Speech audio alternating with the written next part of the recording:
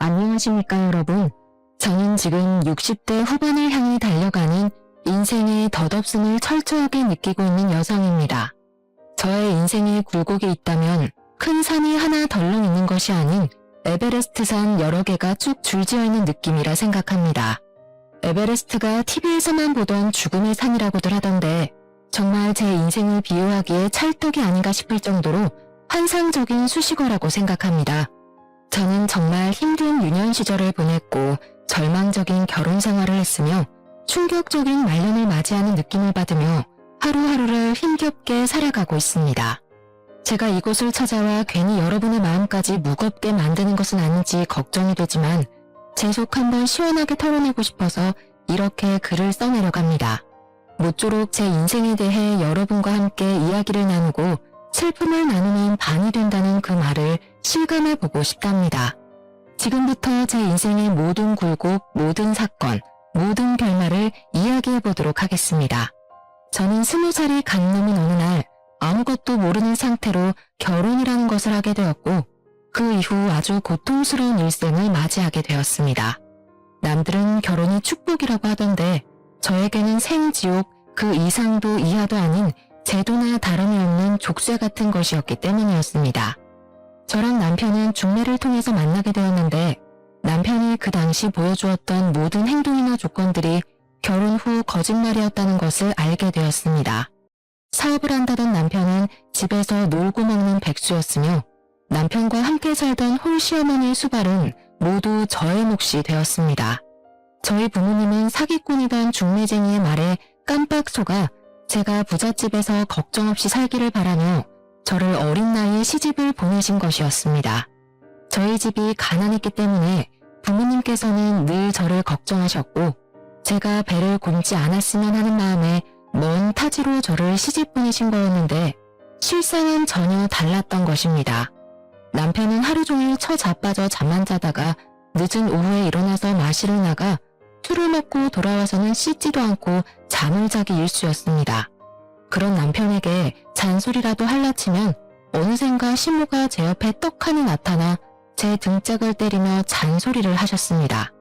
남편의 기가 살아야 사업도 할 수 있는 것이며 돈도 잘 벌어오게 되는 것이라면서 저에게 남편의 기를 죽일 생각은 꿈에도 하지 말라고 하셨습니다. 저는 당장이라도 이혼을 꿈꾸며 하루빨리 이 족쇄 같은 집구석을 떠나겠다고 결심을 했었는데 아주 충격적인 일들이 그 뒤에 줄줄이 터지기 시작했습니다. 매일같이 백수 생활로 놀고 있는 남편, 어느새 저에게 모든 일을 맡기고 옆에서 눈을 부릅뜨고 지켜보며 잔소리를 하는 시모까지.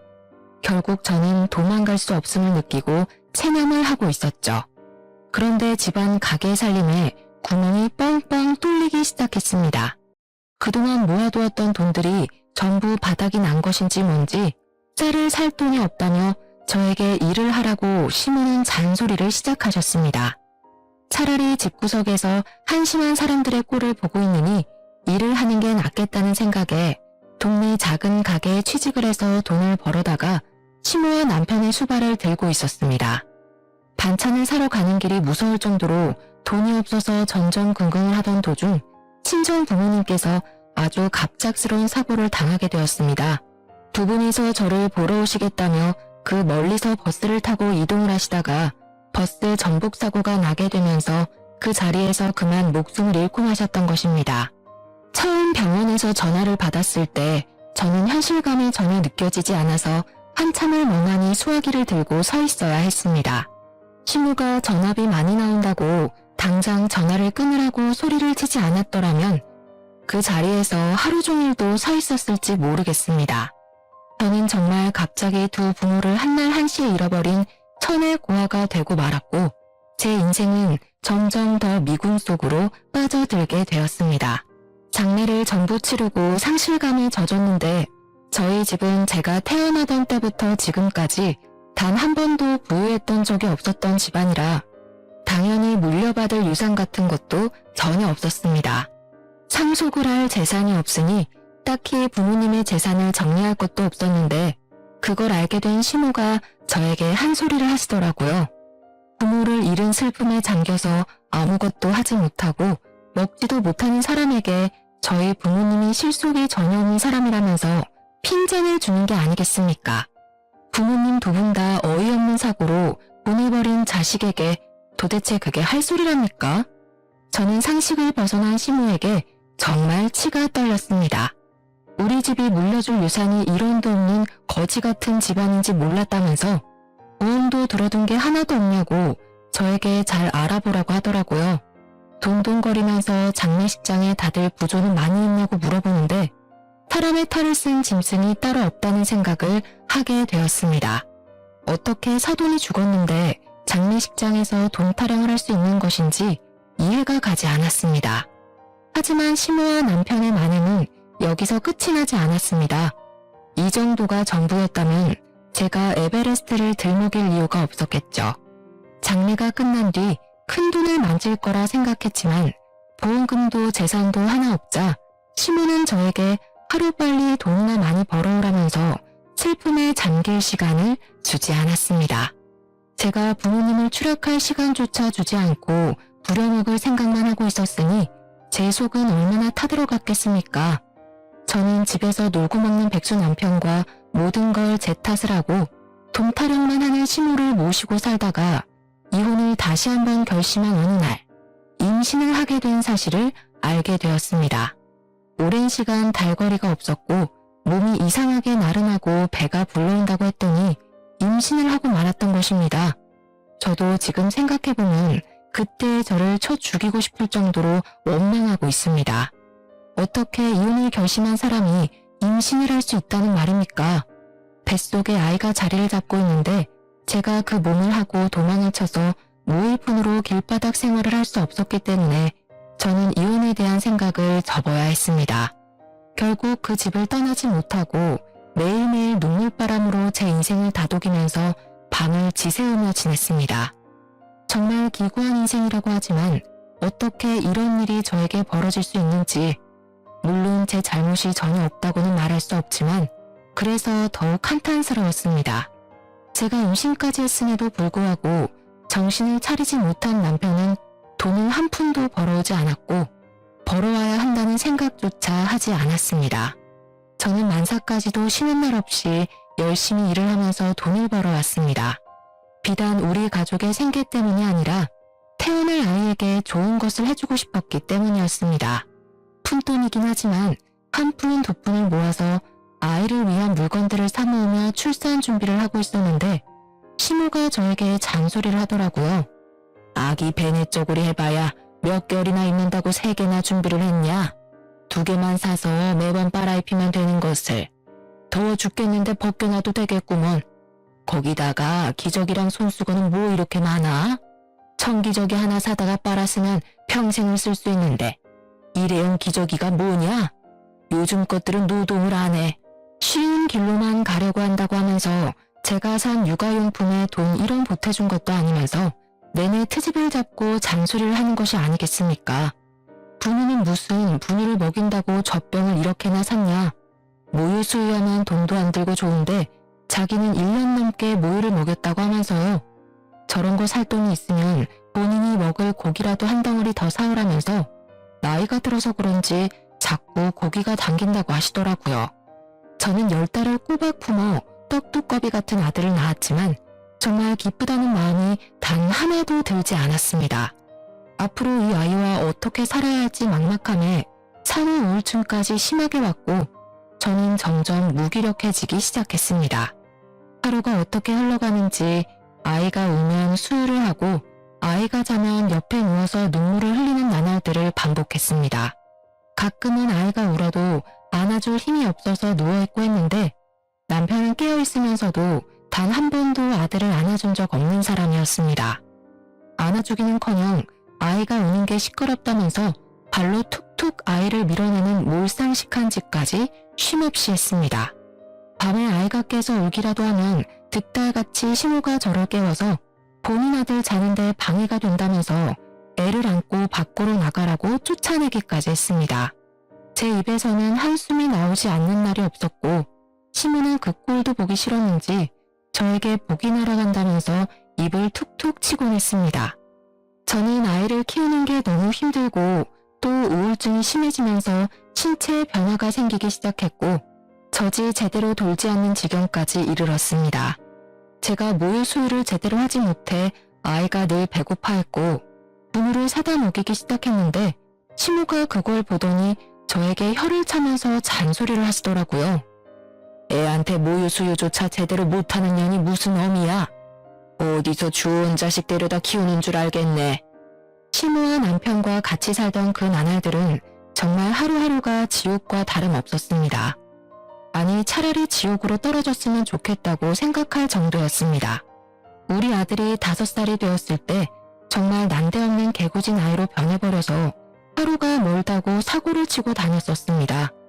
귀여운 사고부터 한숨이 절로 나오는 사고까지 하루도 빠짐없이 난리를 치우던 우리 아들은 매일같이 혼이 나야 정신을 차렸는데 저는 단 한 번도 손찌검을 한 적이 없었습니다.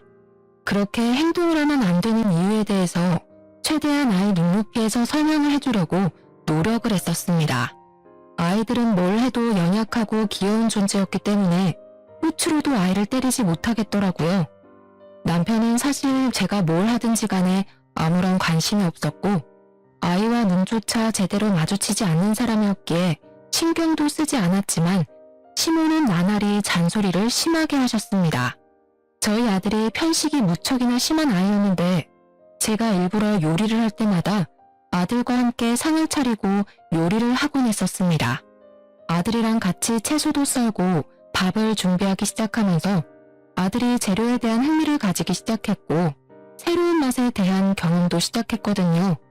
같이 밥을 먹을 때는 자기가 만든 음식이라는 걸 알기 때문에 한 입이라도 먹어보려고 시도를 하는 모습이 무척이나 기특하게 느껴져서 매일 그런 일상을 반복했었습니다. 그래서 저는 아들이랑 이것저것 같이 떠들고 만지고 썰면서 식사 준비를 했었는데 시모가 정말 저에게 불같이 화를 내더라고요. 어디 아들을 부엌에 데리고 들어가서 밥 준비를 시켜? 고추 떨어질 일 있어? 절대로 남자는 부엌에 들어가는 게 아니야. 저희 아들이 흥미를 가지고 즐거워하는 일임에도 불구하고 절대로 안 된다면서 반대를 하기 시작했고 요리를 준비하려고만 하면 아들을 데리고 방에 틀어박히셨습니다. 저는 다시 외롭고 쓸쓸하게 부엌에서 온 가족이 먹을 음식을 만들어야만 했었습니다. 시모는 저를 같이 사는 내내 집에 상주하는 종처럼 저를 부려먹었고 바깥에서 고립되기를 원해서 아예 집 밖으로 나가 노는 일을 금지시켰습니다. 현대판 노예와도 같은 짓을 7년이라는 세월 동안 하게 되었고 남편은 그동안 정말 단 한 푼의 돈도 벌어오지 않고 늘 탱자탱자 백수 생활을 하고 있었습니다. 물가는 오르는데 할 줄 아는 것은 잡일밖에 없던 제 월급은 오르지 않았고 하루하루의 삶이 버거워 아들에게 미안해질 지경이었습니다. 이대로 가다가든 온 가족이 쫄쫄 굶는 것 이외에는 방법이 없겠다 싶어서 아들을 데리고 도망을 쳐야겠다는 생각을 하고 있었습니다. 그러던 어느 날 남편이 술을 먹고 들어와서는 자고 있는 우리 아들을 발로 툭툭 차서 깨우기 시작하는 게 아니겠습니까? 아들이 잠에서 슬쩍 깨서 칭얼거리면서 남편에게 하지 말라고 투정을 부리고 있었는데 남편이 그 모습에 화가 난 건지 갑자기 아들을 흔들어 깨웠습니다. 너는 말이야, 아빠가 들어왔으면 다녀오셨냐고 제깍제깍 인사를 해야지. 인사도 안 해? 어? 누굴 닮아서 이렇게 버르장머리가 없는 거야? 애가 자다 깼는데 당연히 칭얼거리지 않겠어요. 오늘도 밖에서 신나게 뛰어놀아서 아마 피곤할 거예요. 얼른 씻고 와서 자요, 당신도. 네가 나를 돈 안 벌어온다고 무시하니까 애도 나를 무시하는 게 아니겠어? 이런 거 얼굴에 처바를 돈이 있으면 나한테 술값을 더 내놓으란 말이야.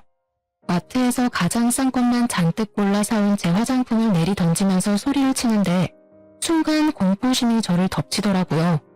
몇 번 써보지도 못한 아까운 제 화장품이 바닥을 대굴대굴 굴러다니는데 아깝다는 생각만큼 제 인생에 대한 회의감이 들었습니다.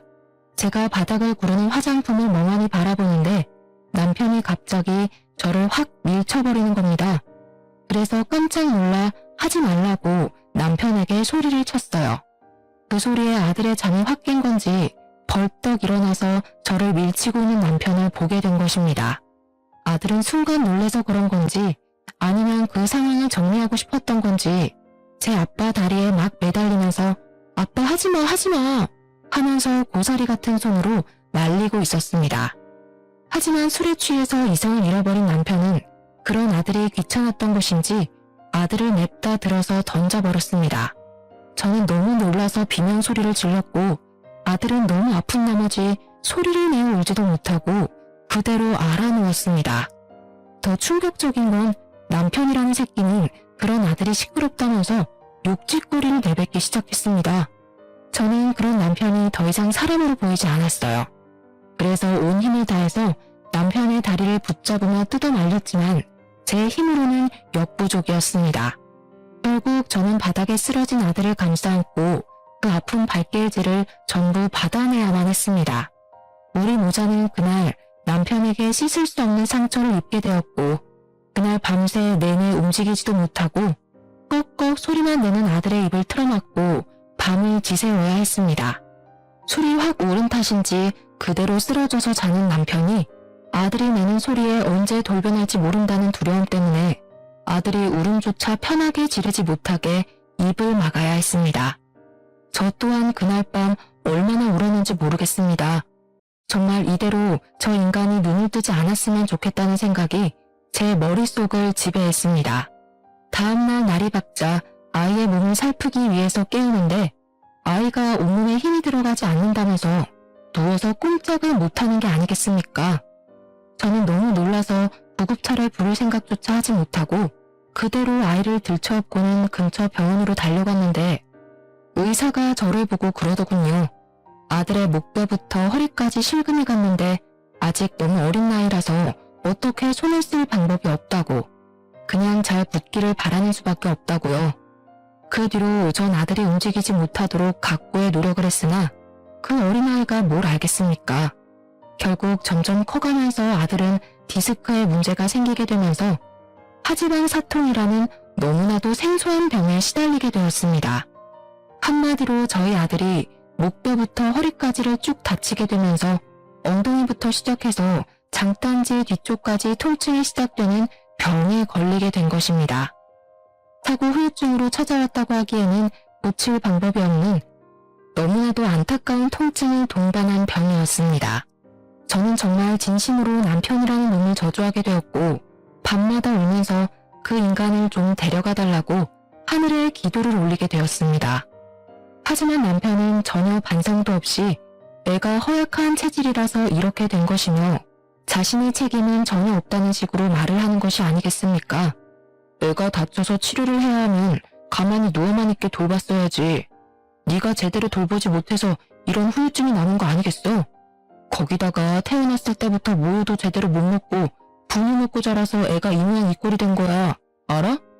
그래, 우리 아들 말 틀린 거 하나 없다. 네가 낳을 때 잘못 힘을 줘서 이렇게 된 거 아니냐? 응?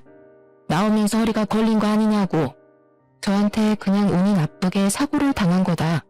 그 사고에는 네 책임도 있다고 박박 우기던 남편과 시모는 어느새인가 모든 걸 제 탓으로 돌리고 있었습니다.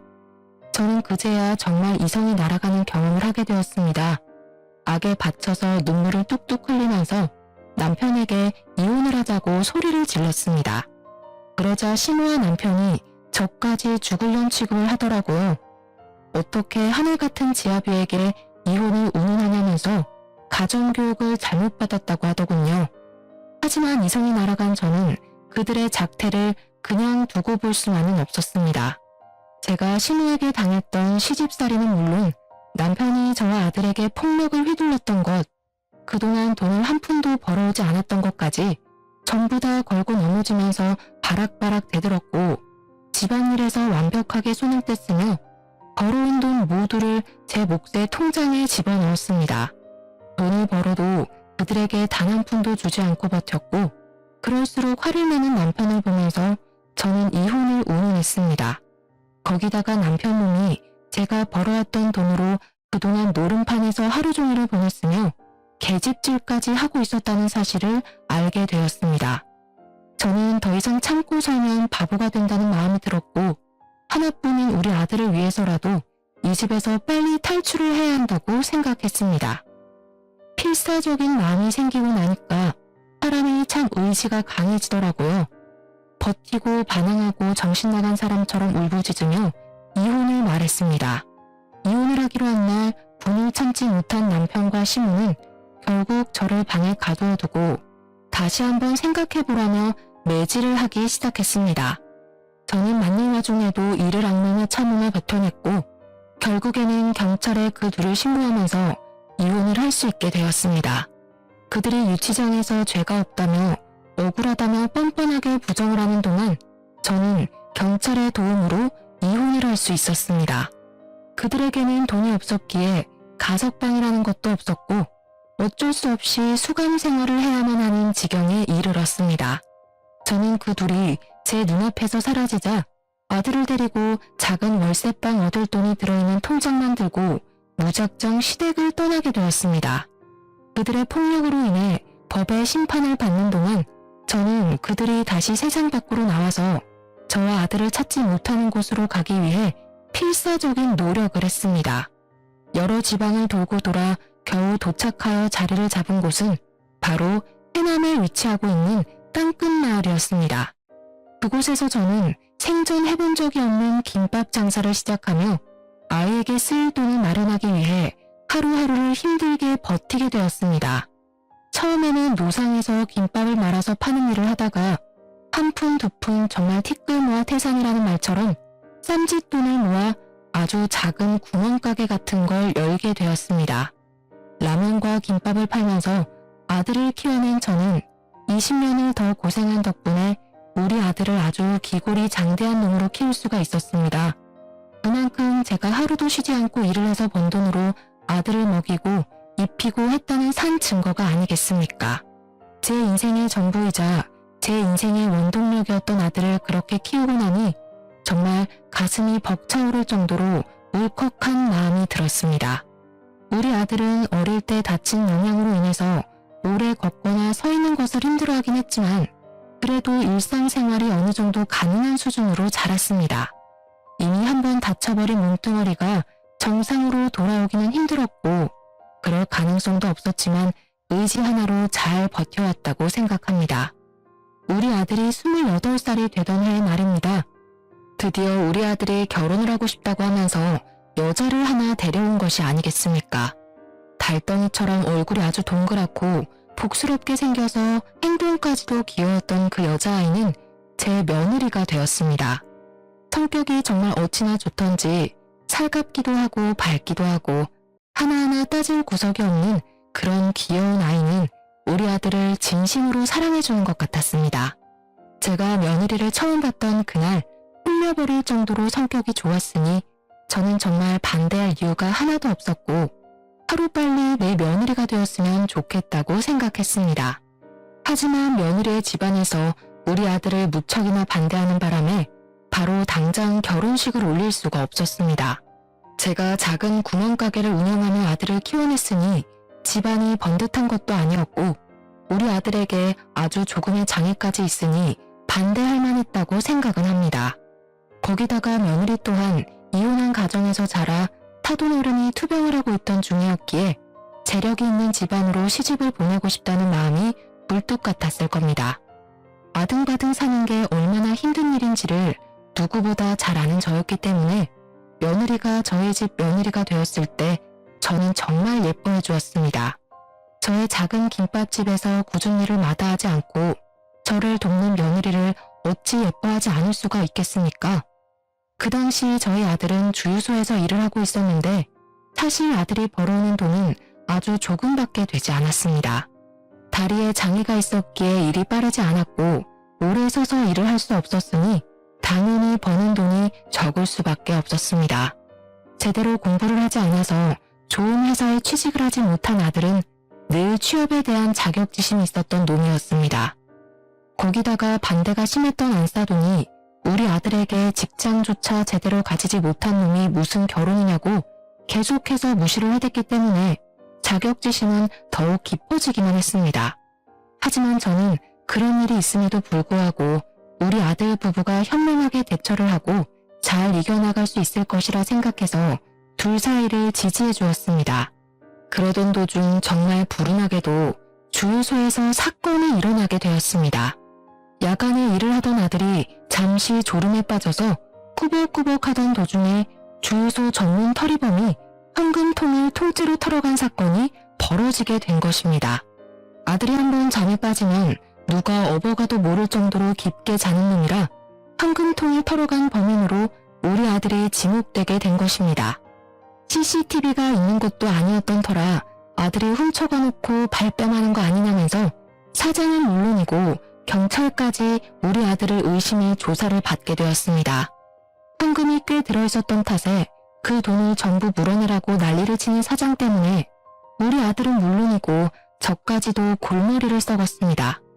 수사를 통해서 제3의 인물의 지문이 나오면서 다행히 아들은 누명에서 벗어나긴 했지만 이미 대부분의 사람들이 우리 아들을 범인으로 생각하고 있던 상태였습니다. 가뜩이나 자격지심으로 똘똘 뭉친 아들은 범인으로 몰렸다는 그 충격에 헤어나오지 못하게 되어버렸죠. 아들은 그대로 주유소를 그만두게 되었고 저와 며느리가 김밥집을 운영하면서 버는 돈으로 먹고 살아야 했습니다. 하지만 그것도 쉬운 일은 아니었습니다. 김밥이랑 라면을 팔아서 버는 돈이 되면 얼마나 되겠습니까? 저희가 무슨 엄청 큰 분식집을 하는 것도 아니었고 정말 작은 3평짜리 가게였습니다. 생활은 점점 궁핍해지기 시작했고 어쩔 수 없이 며느리가 취직을 하면서 돈을 벌어오기 시작했습니다. 그냥 작은 사무실에서 잡일을 하기 시작했는데 거기 사장이 또 엄청나게 나쁜 놈이었던 것입니다. 우리 며느리에게 돈을 더 얹어주겠다면서 치근덕거리기 시작했고 나중에는 불륜관계를 맺자고 요구를 했다는 것이 아니겠습니까?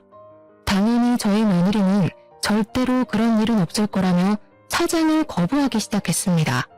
그러자 치졸하게 회사 사람들 앞에서 대놓고 며느리에게 망신을 준다던가 일부러 야근을 시키는 등 며느리를 괴롭히기 시작한 것입니다. 며느리는 하루가 다르게 우울해졌고 말라가는 게 눈에 보일 정도로 힘들어했습니다. 저는 당장이라도 며느리에게 일을 그만두라고 말을 하고 싶었고 아들에게는 나가서 돈을 벌어오라고 시키고 싶었습니다. 며느리가 너무나도 힘들어하자 저는 참지 못하고 아들에게 이만큼 집에서 놀았으면 나가서 돈을 벌어오라고 말을 했습니다. 나 같은 병신이 도대체 어디서 돈을 벌어오라는 거야? 어디 취직할 자리 있으면 엄마가 좀 알아보던가.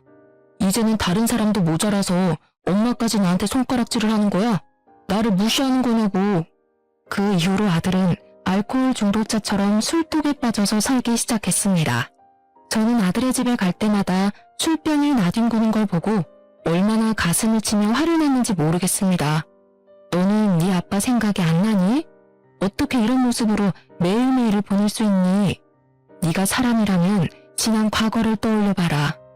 네가 누구 때문에 뭐 때문에 그런 아픔을 가지게 됐는지는 생각도 하지 않고 매일 술을 마셔? 이런 식으로 행동할 거면 너도 며느리랑 이혼해라. 저 가여운 아이가 무슨 죄가 있어서 이런 꼴로 살아야 하니? 새 삶을 찾을 수 있게 기회를 주란 말이야. 저는 아들을 엄청나게 몰아세웠고 그럴 때마다 아들은 부들부들 떨면서 본인의 자격지심을 마음껏 드러냈습니다. 며느리는 당장의 생계를 책임져야 했기 때문에 일을 그만두지 못했고 똑같은 악순환이 반복되는 일상을 살아야만 했습니다. 저를 찾아와서 넋두리를 한다던가 저에게 자주 하던 연락도 서서히 끊기게 되면서 저는 점점 더 며느리의 걱정에 피가 마르는 심정으로 하루를 살았습니다. 결국에 저는 며느리가 걱정되어 참지 못하고 아들 집으로 방문을 했는데 며느리가 현관문을 여는데 선글라스를 끼고 있는 게 아니겠습니까? 어떻게 사는지 잘 살고 있는지 궁금해서 찾아갔더니 집안에서 선글라스를 끼고 있는 며느리의 모습에 무척이나 황당스러웠습니다. 아니 얘야, 너는 왜 집안에서 선글라스를 끼고 있니? 어머님, 저 눈병 걸려서요. 보기가 영 흉하기도 하고 옮길 수도 있다고 해서 그냥 끼고 있는 거예요. 안경을 찾지 못해서 어쩔 수 없이 선글라스를 끼고 있다며 어색하게 웃는 며느리를 보고 그냥 그런가 보다 하고 말았습니다. 그날 며느리와 대화를 잘 나누고 다음에 또 올 테니 잘 쉬고 있으라고 너무 힘들어하지 말라고 며느리의 등을 몇 번 다독여주고는 집으로 돌아왔습니다. 또 몇 주의 시간이 흐른 뒤 찾아가 보니 며느리가 이번에는 감기에 걸렸다고 하면서 마스크를 끼고 있지를 않나 하루는 시간이 없어서 머리를 감지 못해서 냄새가 난다며 모자를 푹 눌러 쓰고 있는 게 아니겠습니까? 제가 밖에서 만났더라면 이해를 했을 텐데 집안에서 만나는 건데도 그런 모습을 하고 있는 게 무척이나 의아했습니다. 제가 참 바보 같죠? 그게 며느리가 주는 신호임을 알았어야 했는데 저는 아무것도 눈치를 채지 못한 바보 멍청이였습니다. 시간이 한참 흐른 뒤 폐인이 되어버린 아들을 어떻게든 다시 일으키고 싶었던 저는 아들의 집을 줄기차게 방문하기 시작했습니다. 아들네 집으로 가서 며느리가 일이 바빠 챙기지 못한 집안 살림을 정리해주고 반찬도 채워주고 하면서 아들에게 잔소리를 했죠. 이제는 더 이상 놀지 말고 밖에 나가서 생산적인 일을 했으면 좋겠다고 짜증을 내는 아들을 툭툭 일으켜 세워주면서 말입니다. 며느리가 아들에게 잔소리를 하지 못할 게 뻔하니 제가 대신 나서서 아들을 다시 바깥으로 내보내야 한다고 생각을 했습니다. 집을 청소하던 도중에 며느리가 사용하는 것으로 보이는 화장대 서랍을 열었는데 거기서 이상한 종이뭉치와 수첩을 발견하게 되었습니다. 종이뭉치가 이상하게 낯선 듯 익숙해서 뭔가 하고 읽어보니 글쎄 병원 진단서가 아니겠습니까? 전치 3주, 4주 아주 다양하게 있었고 타박상에 의한 진단서가 대부분이었습니다. 저는 너무 놀라서 이게 다 뭔가 싶어서 꼼꼼하게 자리에 앉아 그 진단서들을 살펴보기 시작했습니다. 저는 점점 경악으로 얼굴이 물들었습니다. 저는 그 흔적을 너무나도 잘 알고 있었거든요. 그것을 폭력에 의한 물리적 피해를 입었다는 진단서였습니다. 덜덜 떨리는 손으로 수첩을 열어 확인을 하는데 날짜별로 빨간색과 파란색으로 표시되어 있는 것이 아니겠습니까? 파란색의 빈도가 훨씬 더 높긴 했지만 빨간색으로 체크가 되어 있는 날들이 꽤 많이 등장하기도 했습니다. 뒤로 넘겨서 그 날짜에 쓴 일기들을 확인하는데 며느리가 적은 것으로 보이는 그 일기에는 우리 아들에게 손찌검을 당한 이야기들이 줄줄이 써져 있었습니다. 제가 방문했을 때 선글라스를 끼고 있었던 것, 마스크를 써야 했던 것, 모자를 눌러 쓴 것 전부 저에게 보여주고 싶지 않았던 며느리의 노력이었던 것입니다. 제가 너무나도 사랑하는 아들이 자신에게 그런 몹쓸 짓을 했다는 사실을 신호인 저에게 숨기고 싶었던 며느리의 아픔이었던 것이죠. 일기의 내용 또한 정말 가관이었습니다. 회사 사장과의 관계를 의심하는 아들의 욕설로 시작된 일기부터 아이가 생기지 않는 것에 대한 화풀이까지 전부 상세하게 적혀 있었습니다. 저는 정말 분노로 이성을 잃어버린 사람처럼 부들부들 떨었습니다. 우리 아들이 저의 전 남편이 했던 짓을 고스란히 사랑스러워서 아껴만 주고 싶은 며느리에게 행하고 있다는 사실을 믿을 수가 없을 정도였습니다. 게다가 우리 아들은 술만 먹으면 개가 되었던 전 남편에게 당해서 신체에 문제까지 있는 놈인데 똑같은 짓을 하고 있다니. 저는 이 분노를 참지 못하고 며느리의 화장대 앞에서 눈물만 뚝뚝 흘리고 있었습니다. 그렇게 꾹꾹 참아내며 당장이라도 방에 있는 아들의 머리채를 잡고 싶은 걸 참은 지 1시간쯤 지났을까요? 며느리가 녹초가 되어 퇴근을 하고 돌아왔습니다. 저를 보자마자 놀라면서 식사는 하셨냐고 묻는 며느리를 보는데 저 착한 아이가 당했을 고통에 메마른 줄 알았던 눈에서 눈물이 다시 한번 쏟아지더라고요. 저는 며느리를 잡고 엉엉 울었고 제 눈물을 보자 같이 눈물이 터진 건지 며느리도 저를 붙잡고 엉엉 울기 시작했습니다. 저는 며느리에게 서랍 안에서 본 모든 걸 다 봤다고 이혼을 하라고 생각을 거치지 않고 이야기를 했습니다. 며느리는 저에게 어떻게 해야 할지 도무지 감을 잡지 못하겠다고 하더라고요. 그이가 술을 먹고 화풀이를 할 때만큼은 이혼 생각이 간절하다가도 평소에 건드리지 않으면 쌓일 일이 없어서 괜찮다는 생각도 들어요. 제가 너무나도 사랑하는 사람이기 때문에 한 번만 용서해주자는 마음으로 살다가 여기까지 오게 된 거예요. 거기다가 저희 어머니께서 엄청나게 반대를 하셨었잖아요. 엄마 보기 부끄러워서 제가 어떻게 이혼을 하겠어요. 저는 며느리에게 생전해본 적 없던 호통을 크게 쳤습니다. 너의 인생이 지금 나락으로 가게 생겼는데 그 와중에 부끄럽긴 뭐가 부끄럽다는 게야. 내가 화장대 서랍 안에서 모아둔 증거 다 봤다. 이거 가지고 경찰에 신고를 해. 그리고 내가 가게를 팔아서라도 네 변호사 선임해 줄 테니까 이혼 소송을 걸어. 우리 아들이지만 정녕 저꼴로 사는 거 나 더 이상은 못 본다. 내가 시키는 대로 이혼해. 그런데 그 순간 제가 호통치는 소리 때문에 깬 건지 뭔지 방에서 자고 있던 아들이 뛰쳐나오는 게 아니겠습니까? 표정이 완전히 썩어가지고는 저와 며느리를 번갈아 가면서 보며 콧김을 씩씩 뿜어대더라고요. 이혼? 누구 마음대로 이혼이야? 그러더니 제 손에 들려있던 진단서 뭉치를 빼앗듯이 들고 가더니 하나하나 확인을 해보는 것이 아니겠습니까? 전부 다 확인을 한 아들은 그 진단서 뭉치를 허공에다가 뿌렸습니다. 와, 진짜 소름 돋네. 이런 증거들을 하나하나 모으면서 내 뒤통수를 칠 생각을 하고 있었단 말이야. 거기다가 엄마가 이혼을 도와주겠다고? 아들은 갑자기 누나를 뒤집으면서 며느리를 향해 돌진을 하려고 드는 게 아니겠습니까? 저는 재빨리 며느리 앞을 막았습니다. 저는 태어나서 처음으로 아들의 뺨을 세차게 2대를 연달아 때렸습니다. 지금 누가 누구한테 화를 내고 있는 거야? 정신 안 차릴 거야? 내가 이 꼴 더 이상은 못 보겠다. 내가 네 아빠한테 그렇게 당하고 살 때 네 아빠가 나 때리는 거 맞겠다고 그 앞에서 울고불고 매달리다가 다쳐서 장애를 얻어놓고 그 과거는 다 까먹은 채로 똑같은 일을 저지르면서 살아? 네가 사람 새끼야? 악마 새끼지. 저는 소리를 치면서도 본이 풀리지 않아서 황당해하고 있는 아들의 뺨은 물론이고 등짝이며 팔뚝이며 손이 닿는 대로 때렸습니다. 엄마는 어떻게 자식 생각 하나도 안 하고 이혼을 시킬 생각만 하냐고. 내가 며느리 보기 부끄러워서 더 말을 못하겠다. 얘, 넌 뭐하고 있니? 당장 짐 싸서 친정으로 가. 그러자 아들은 며느리를 말리려고 악소리를 내며 달려들었고 저는 그런 아들의 발을 걸어 넘어뜨렸습니다. 아들이 다리를 잘 쓰지 못하기 때문에 약점이라고 생각하고 정강이를 걷어차니 아프다고 대굴대굴 구르더라고요. 너 같은 놈은 며느리길 막을 자격 없다. 아가, 너는 진단서 들고 경찰서부터 가. 엄마, 너 같은 놈은 콩밥을 먹어야 해. 그 이후부터는 며느리를 도와 모든 법적 절차를 밟게 했습니다.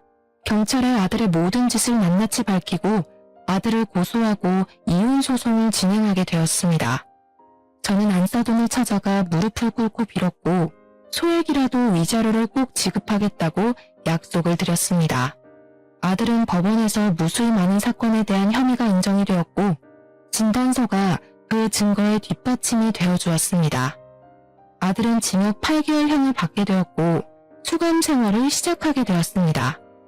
며느리는 이혼을 했고 저는 며느리에게 2번 다시는 이쪽으로 발길조차 돌리지 말라고 신신당부를 했습니다. 며느리는 울면서 저에게 끝까지 죄송하다고 인사를 했지만 전혀 죄송할 필요가 없다고 오히려 며느리를 안심시키려 애를 썼습니다. 그 이후 아들은 만기 출소를 했지만 그 어떤 곳에서도 빨간 줄이 그려진 아들에게 일을 시켜주는 곳이 없었습니다. 좌절에 좌절을 맛본 아들은 매일같이 술을 퍼먹고 지내다가 결국 집으로 돌아오는 길에 무단 횡단을 하다 사고를 당해 세상을 떠나고 말았습니다. 저는 당연히 우리 아들이 제대로 된 인생을 살지 못하고 그렇게 허무하게 죽어버린 것이 불쌍하고 마음이 아픕니다. 하지만 사람을 꽃으로도 때리지 말라고 했음에도 그런 일을 벌인 것은 그 어떤 것으로도 용서를 받지 못한다는 것을 다시 한번 깨닫게 되었습니다. 저는 비록 혼자가 되었지만 오히려 자유롭고 편안한 마음이 든답니다. 김밥 장사는 여전히 그 자리에서 하고 있습니다. 가끔은 며느리가 저를 도와서 같이 장사를 하고 가게를 정리했던 그날들이 그리워지기도 합니다. 항상 제 옆에서 힘이 날 만큼 환하게 웃어주던 그 얼굴을 어떻게 잊을 수가 있을까요? 그 예쁜 아이의 얼굴에 그림자를 지게 한 그 과거가 너무나도 고통스럽습니다. 그래서인지 저는 며느리와도 완벽하게 연락을 끊어냈습니다. 가끔 한번 그리울 때가 있긴 하지만 지금까지는 아무런 소식도 듣지 않고 잘 참아내며 지내고 있는 중입니다. 앞으로 먹고 살 만큼만 벌어먹고 살면서 말년을 맞이해보려고 합니다. 무소유라는 말처럼 정말 모든 것에서 자유로워진 저의 남은 인생을 응원해 주시기 바랍니다. 감사합니다.